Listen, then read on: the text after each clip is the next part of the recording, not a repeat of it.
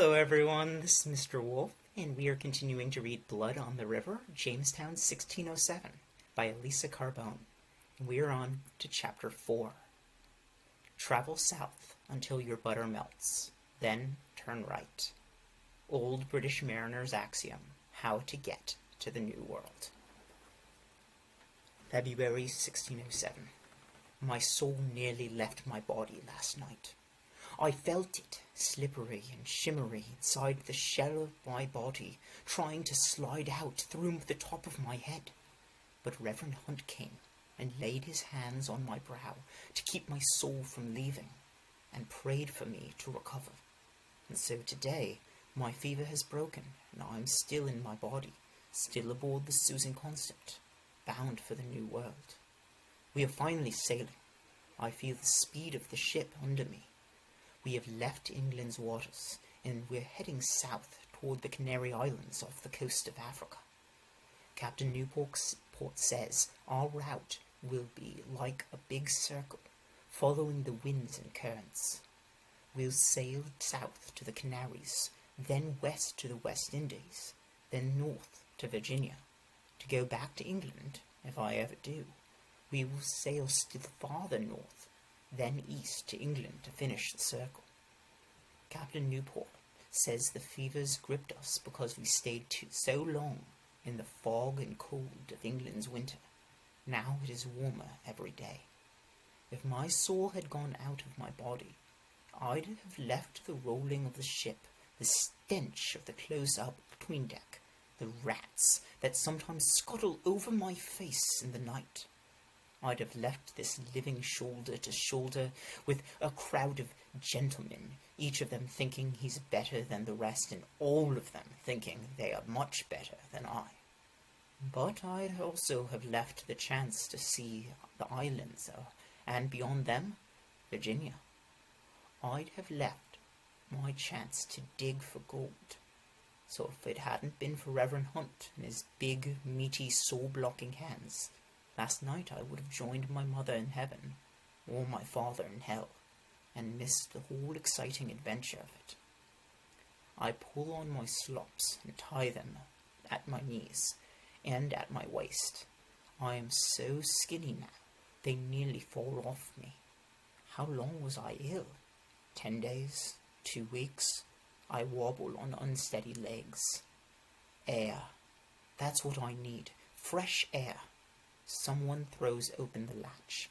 This is my chance. I pick up a slop bucket, my ticket to the ship's deck.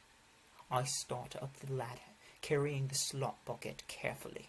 I glance down into it. Human waste and vomit sloshing together. Bad idea. I feel woozy, almost lose my balance. Look up, I tell myself, and I do. And in a moment my head is out of the hatch opening, and I'm looking at a violet blue sky with wispy pink clouds. Sunrise at sea. Look what the cat dragged in, a sailor calls. He's pulling on a thick line and looking down at me from the foredeck. I haven't seen this one in weeks. Thought maybe he died. Stinks bad enough down there, says another sailor.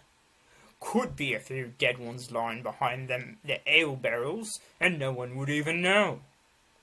The sailors laugh, but I don't care. I stand breathing in the clear, fresh air.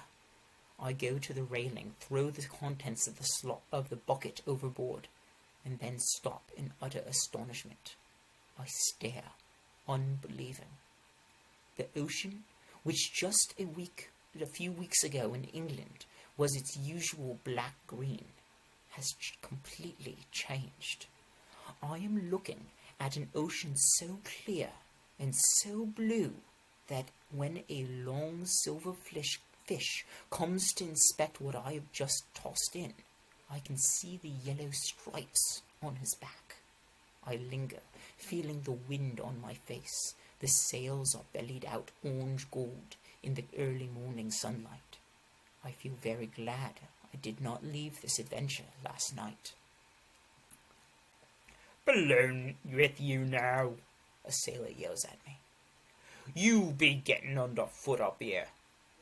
I want to tell him I'm waiting for the mess pot for the servants, the one that James and Richard and I share with the two men who serve Master Wingfield, but I'm not sure I can make it down the ladder with a heavy pot of oatmeal. I'll wait until I'm stronger before I do that chore. Captain Newport comes strutting toward me. He has a scowl on his face, and I'm afraid he's about to whip me for loitering on deck. I scramble down the ladder, bucket in hand. Captain Newport follows me.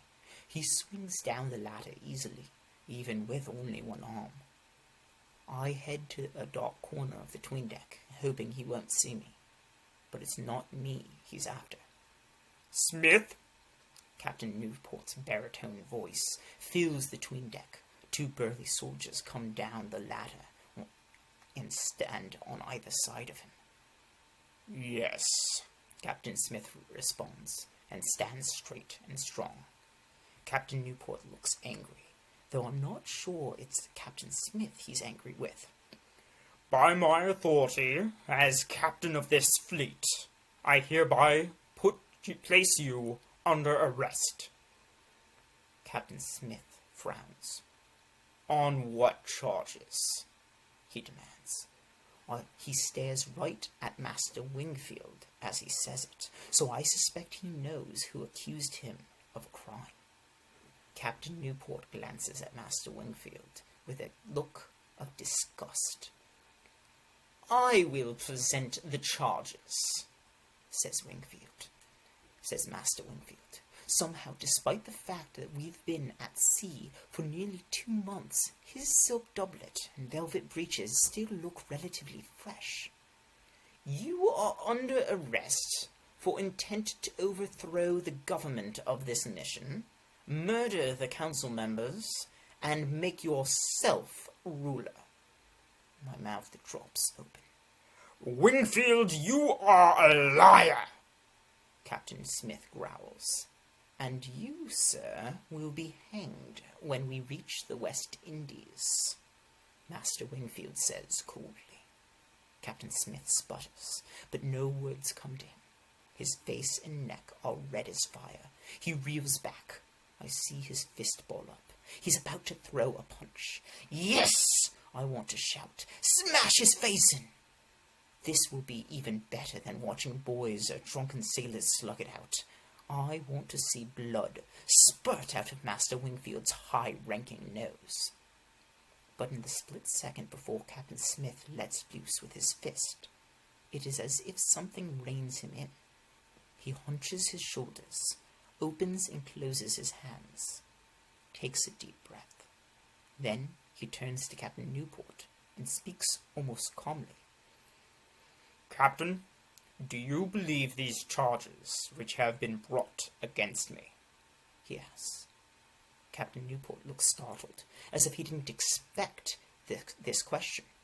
I cannot leave a suspected traitor unshackled," he says.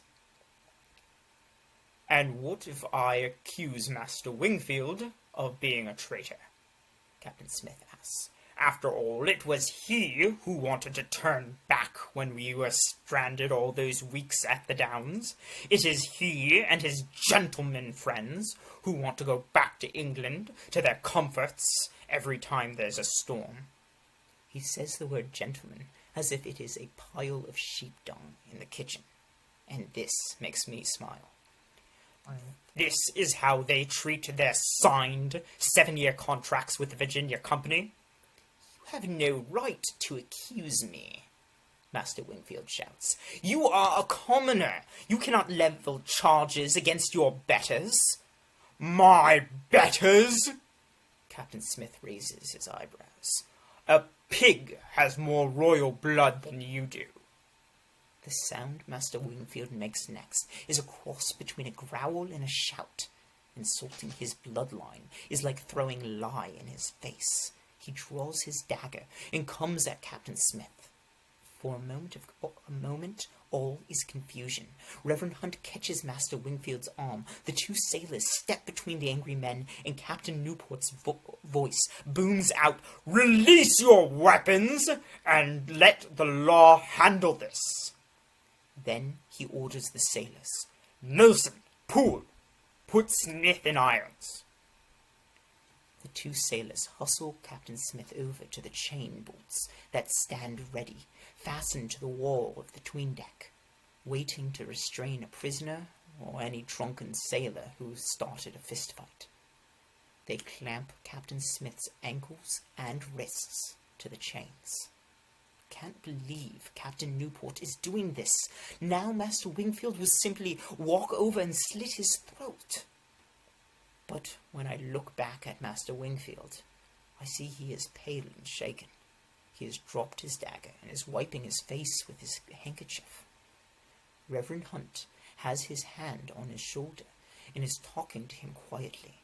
Master Wingfield might be a liar, but he is no murderer. Still, I have heard the gentlemen whispering. In the close quarters of the 'tween deck, it is hard to miss much. They say Captain Smith is only an ignorant commoner, and yet he wants power of a noble. They say he would try to take over the whole mission if he is not disposed of. They say if it were not for Captain Smith insisting they stay their course, they would be back in the comfortable homes of England by now. And I wonder how long it will be before someone else, someone who does have the heart of a murderer, slits Captain Smith's throat while he sleeps.